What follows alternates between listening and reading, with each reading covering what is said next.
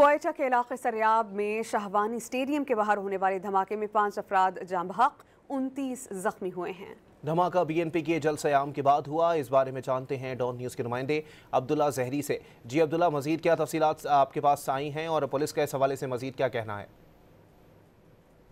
جی بالکل، اس وقت میں سول ہاسپٹل میں قائم ٹراما سینٹر کے باہر موجود ہوں، جہاں بی این پی کے کارکنان بڑی تعداد میں موجود ہے۔ اب سے کچھ دیر قبل بی این پی کے مرکزی نائب صدر ساجد ترین نے بھی سول ہاسپٹل ٹراما سینٹر کا دورہ کیا اور کارکنوں جو زخمی ہوئے تھے ان کی عیادت کی۔ اس حوالے سے بی این پی حکام کے مطابق آج شہوانی اسٹیڈیم میں جو ہونے والا خودکش دھماکہ تھا، انہوں نے اس بات کی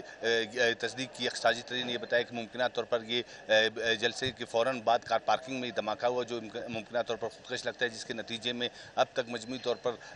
سرکاری حکام نے اس بات کی بھی تصدیق کی کہ 5 افراد جاں بحق جبکہ 29 زخمیوں کو سول ہاسپٹل لائے گئے، جہاں طبی امداد کے بعد مختلف یونٹس اور سی ایم ایچ منتقل کیا گیا، جن میں بیشتر کی تعداد تشویشناک بتائی جا رہی ہے۔ سیکورٹی حکام اور دیگر اعلیٰ حکام جائے وقوع پہ بھی موجود ہے اور دوسری جانب سول ہاسپٹل میں بھی سیکورٹی انتہائی سخت کر دی گئی ہے۔ بی این پی کے مرکزی رہنماؤں اور دیگر سیاسی کارکنوں کی بڑی تعداد اس وقت سول ہاسپٹل میں موجود ہے، جہاں پہ خون کے احتیاط بھی دے رہے ہیں، جبکہ دوسری جانب اگر ہم دیکھتے ہیں تو مختلف زخمیوں کو دیگر اسپتالوں کو بھی منتقل کیا گیا ہے۔ اب تک کی جو اعداد و شمار جس کی سرکاری سطح پر تصدیق کی گئی، 29 زخمی اس وقت مختلف